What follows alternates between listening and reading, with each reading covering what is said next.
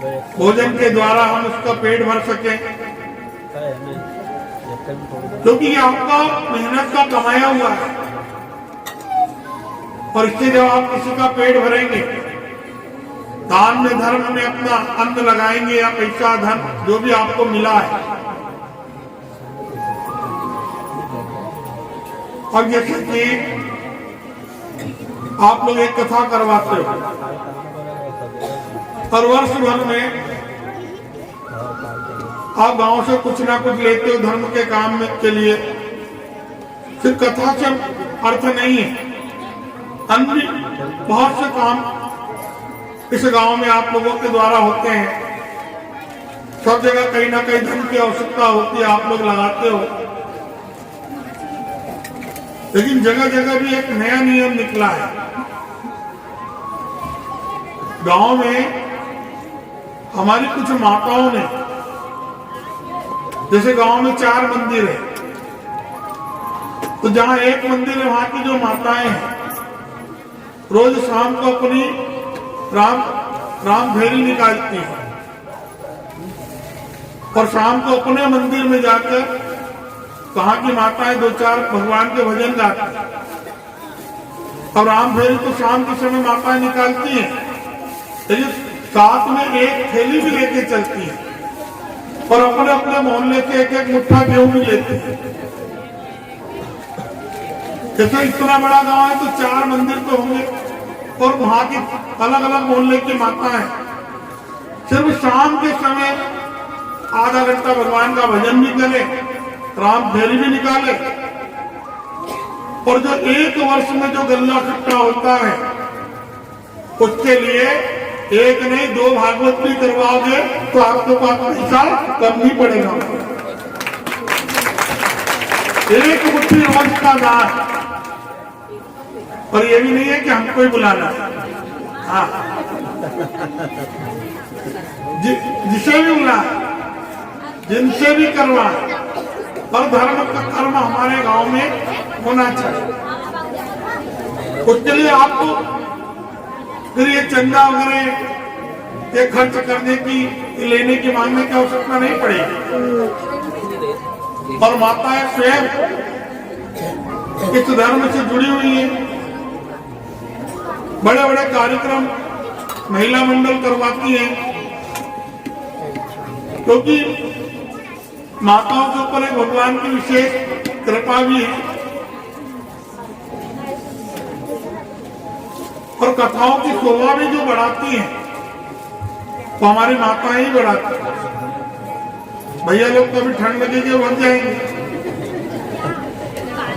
12 बजे तक आपको बैठना है मेरे सामने।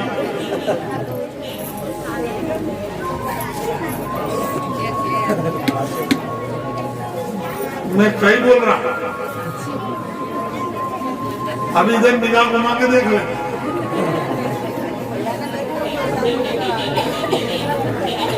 समझे भैया, इतनी ठंड लगती तो स्वामी जी से कहो एक आध ट्राली लकड़ी पड़ता था, यही अलाव जलाओ तो 12 नहीं 2 बजे तक में कथा चले तो कोई तकलीफ नहीं। भगवान को सिर्फ प्रेम से जीता जा सकता है। धर्म है, सदाचार है, व्रत है, दान है, पुण्य है, ये तो हमें करते रहना ही चाहिए। ये हमारे खाते में जमा होता है।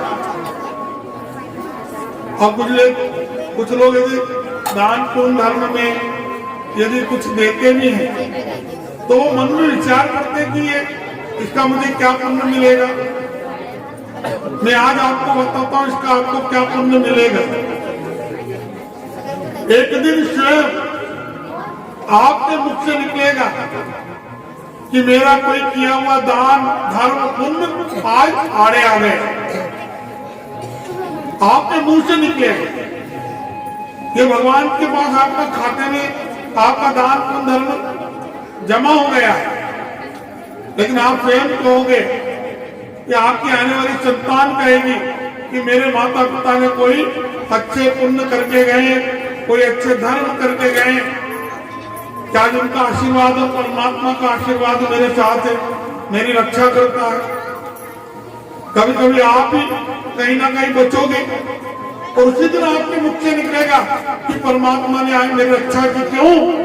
क्योंकि मेरा कोई किया हुआ दान धर्म पुण्य आड़े आ गया, ये जमा हो गया है। और जो जमा होता है ना तो ब्याज समेत मिलता है। यहाँ की बैंकों में जब हम धन जमा करते हैं, यहाँ की बैंकों में जब हम धन जमा करते हैं तो उसका भी ब्याज मिलता है। भगवान के आप पुण्य धर्म दान उपवास जो भी आप लोग करते हैं वो भी ब्याज समेत वापस मिलता है। लेकिन कोई बुरा कर्म हो जाए, पाप हो जाए तो भी ब्याज समेत ही मिलता है। इसलिए ताली दोनों हाथ से बजती है। लेकिन कोई गलती से पाप हो गया और आपने पुण्य कर लिया तो कभी कभी उस पुण्य से आपको वो किया हुआ बुरा कर्म धुल जाता है और परमात्मा के चरणों में आपको जगह मिल जाती है। लेकिन जान करके किया हुआ पाप भी एक बार भगवान देखते हैं, 2 बार देखते हैं। अब हमें मालूम है कि हम कर रहे हैं, फिर भी वो परमात्मा माफ करते रहता है। क्योंकि कलयुग में ये बात तो सत्य है कि धर्म के रास्ते में चलते चलते बहुत कांटे आते हैं। लेकिन जो धर्म के रास्ते में इस कलयुग में जो कांटे आते हैं और इन कांटों को पार करके जो आगे बढ़ जाता है उसकी जगह भगवान के चरणों में निश्चित और आपकी सीट रिजर्व हो जाती है। इसलिए कहते हैं कि जीवन में एक यात्रा तो करना ही है। आप संसार में आए हो, कभी ट्रेन में नहीं बैठे हो, कभी बस में नहीं गए हो, कभी हेलीकॉप्टर हवाई जहाज में नहीं बैठे हो, आपने यहाँ आकर कोई यात्रा नहीं की हो, कभी खरगोन नहीं गए हो, कोई मंदिर नहीं गए हो, कहीं महेश्वर नहीं गए हो। लेकिन एक यात्रा आपकी ऐसी है और वो है अंतिम यात्रा, वो आपकी निश्चित है और अंतिम यात्रा आपको करना ही पड़ेगी और उसके लिए सीट बुक कराना ही पड़ेगी। इस यात्रा से कोई बचा नहीं है, ये निश्चित है।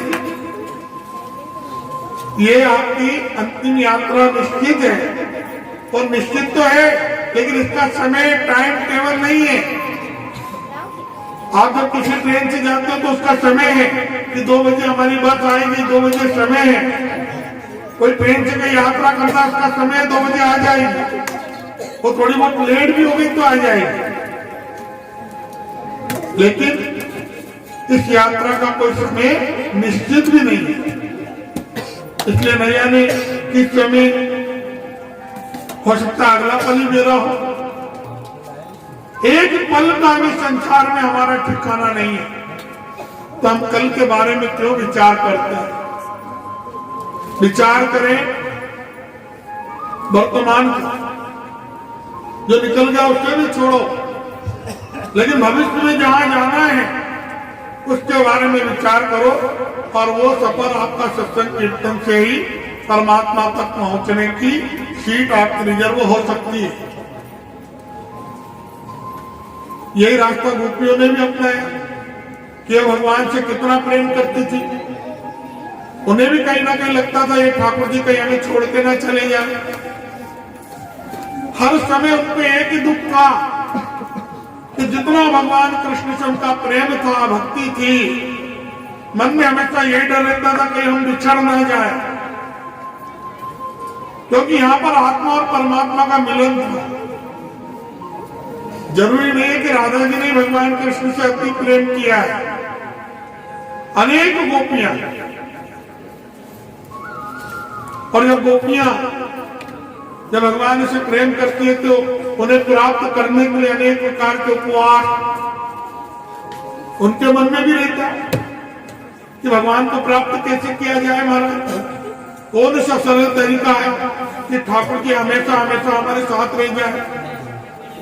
लेकिन गोपियों ने प्रेम किया आत्मा से, लेकिन अपनी आत्मा में ठाकुर को ढूंढने में भगवान ने उनको एक शिक्षा दी कि तुम मुझे कहां ढूंढते हो, मैं कहां नहीं हूं। तुम्हें क्या लगता है कि मैं तुमसे बिछड़ गया या तुम्हें छोड़ के चला गया? लेकिन कभी विचार करके देखो, इन गोपियों ने जब ज्ञान प्राप्त किया तो उद्धव भगवान के जो सखा थे, मित्र थे, उनको तक तो इन गोपियों ने ज्ञान सिखा दिया। और ये ज्ञान कब प्राप्त हुआ? महाराज के बाद इन गोपियों ने एक कात्यायनी व्रत किया, कात्यायनी देवी व्रत। और ये व्रत क्यों होता था?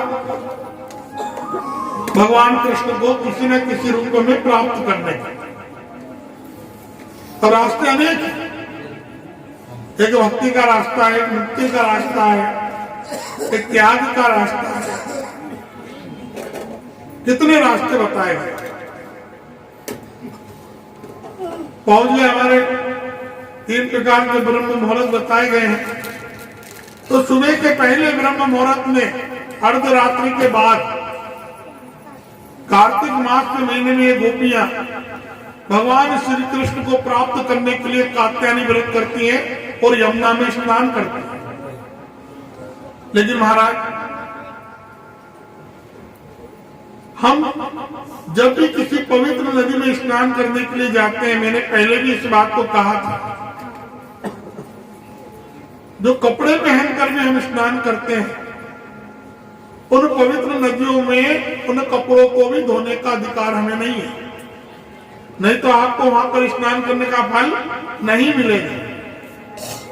बिना कपड़ों के यदि आप स्नान करते हैं तो भी आपको फल नहीं मिलेगा। लेकिन लोग क्या करते हैं, नर्मदा जी में जाएंगे, स्नान करेंगे, साथ में साबुन सोडे की थैली लेके जाएंगे, खूब नर्मदा जी के तट पे कपड़े इतने धोंगे, घर कभी नहीं धोए, यार उसका मेल कभी नहीं निकला, वहां इतने धोंगे। अब आप खुद पवित्र होने गए हो कि किसी को अपवित्र करने के लिए गए हो? आपके अंदर आस्था है कि माँ का दर्शन करना, माँ में डुबकी लगाना हमारे जन्म जन्म के पापों को माँ नर्मदा नष्ट करती है। तो किस विचार से आप लोग हमारे वहां पर जो स्नान किए हुए कपड़े आपको वहां पर आप लोग जाइए, लेकिन पवित्र जगह जब जाते हैं तो उनकी पवित्रता बनाए रखने का ये धर्म भी महाराज हमारे ही है। इसके लिए ठाकुर जी ने भी देखा कि गोपियां बिना कपड़ों के स्नान करती हैं। संसार में कोई नहीं देख रहा, लेकिन वो जल तो देख रहा है, वो वरुण देव तो देख रहे हैं, उसमें जल में भी तो वरुण देव का वास है। भगवान ने मन में विचार किया और इसलिए स्वयं भगवान ब्रह्म मुहूर्त में पहुंचे और जितनी गोपियां स्नान कर रही थी उनके सारे कपड़े उठाकर कदम के पेड़ पर रख दिए मारे, और ऐसी बंसी बजाई कि गोपियों ने जैसे देखा है कपड़े तो घाट पर है नहीं। कन्हैया की वंशी सुनी तो कन्हैया से कहने लगे, वाह कन्हैया वाह, अभी तो दही चुराते हो, मटकियां फोड़ते हो, अभी नया काम करना भी आपने प्रारंभ कर दिया। भगवान कहने लगे, पहले ये बताओ तुम क्या कर रहे हो? पवित्र यमुना को अपवित्र करने के लिए आई हो?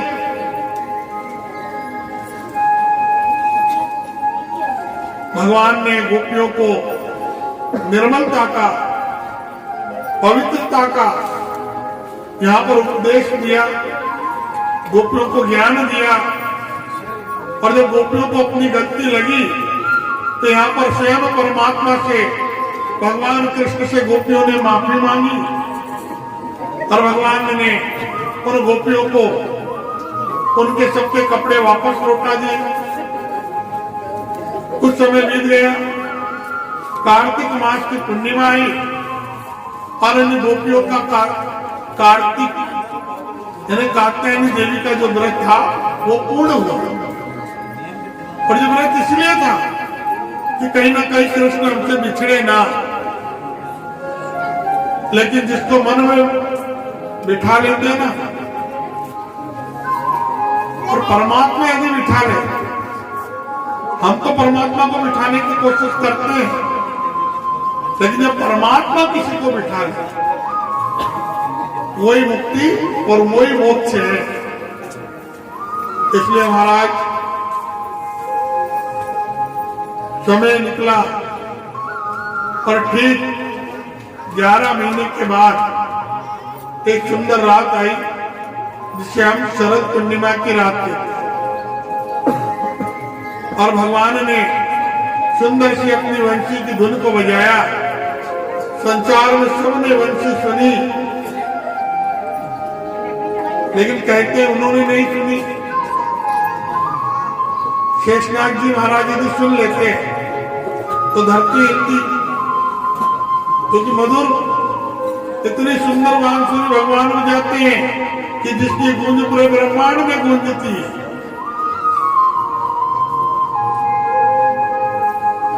ये भगवान की वंशी नहीं थी।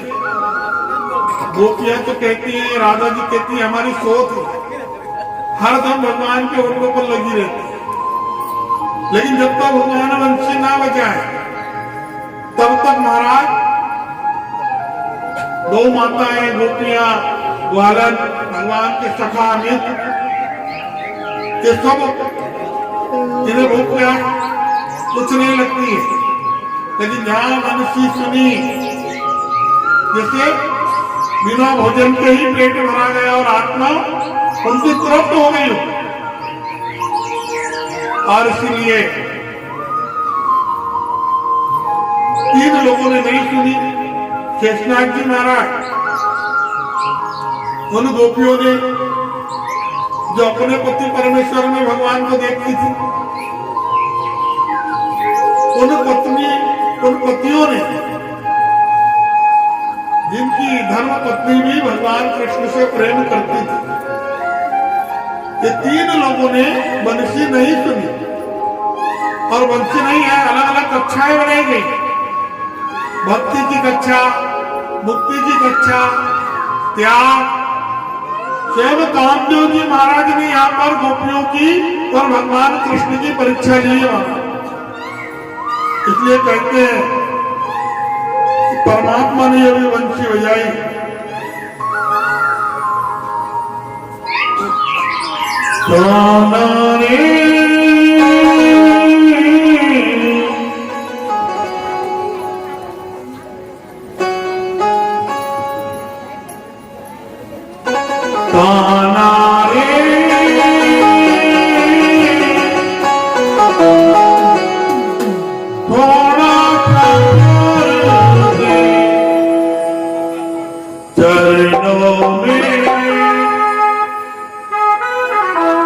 बैठा के तार दे रे, थोड़ा सा प्यार दे, बैठा के तार दे रे, थोड़ा सा प्यार दे, बैठा के तार दे रे, थोड़ा सा प्यार दे, बैठा के तार दे।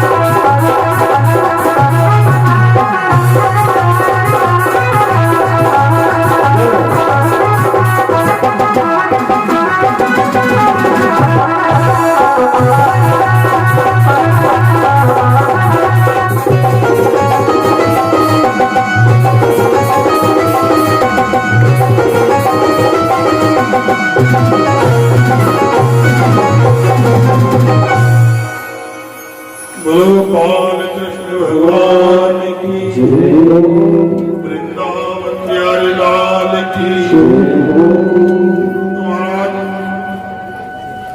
ये हमारे ठाकुर जी की लीला है कि आज संसार में शरद पूर्णिमा की रात कहते अमृत की वर्षा होती है और शरद पूर्णिमा के दिन लोग सब अपने अपने घरों के ऊपर खीर बना के रखते हैं कि कहीं हमारी खीर में भी अमृत की वर्षा हो जाए। अमर तो नहीं होंगे लेकिन कम से कम बीमार तो नहीं पड़ेंगे, हमेशा स्वस्थ रहेंगे, निर्मल रहेंगे, हमारा मन भी निर्मल रहेगा। और इसलिए महाराज सारी गोपियां और उतने हमारे भगवान एक एक गोपी के साथ एक एक ठाकुर जी और अनेक अनेक कक्षाओं में, कहीं भक्ति की कक्षा है, कहीं त्याग की है, कहीं भावना की है, कहीं आस्था की है, कहीं प्रेम की है। वो निस्वार्थ, इसमें गोपियों का कोई स्वार्थ नहीं है। स्वार्थ इतना है कि हम तुम्हारे हैं और तुम हमारे हो। इससे बड़ा कोई स्वार्थ नहीं है परमात्मा का। और यही सबसे अंतिम भक्ति होती है कि हम परमात्मा के बन जाए और परमात्मा हमारे। यदि हम एक कदम बढ़ाएंगे तो ठाकुर जी 10 कदम बढ़ाते हैं, लेकिन हमारा एक कदम पहले बढ़ना चाहिए। यदि भक्ति के द्वार में हमने प्रवेश कर दिया है तो हमारे परमात्मा और आपको आगे लेके जाए। फिर आपने एक कदम बढ़ाया, फिर भगवान 10 कदम चलेंगे, फिर आप एक कदम बढ़ोगे, फिर परमात्मा 10 कदम चलेंगे।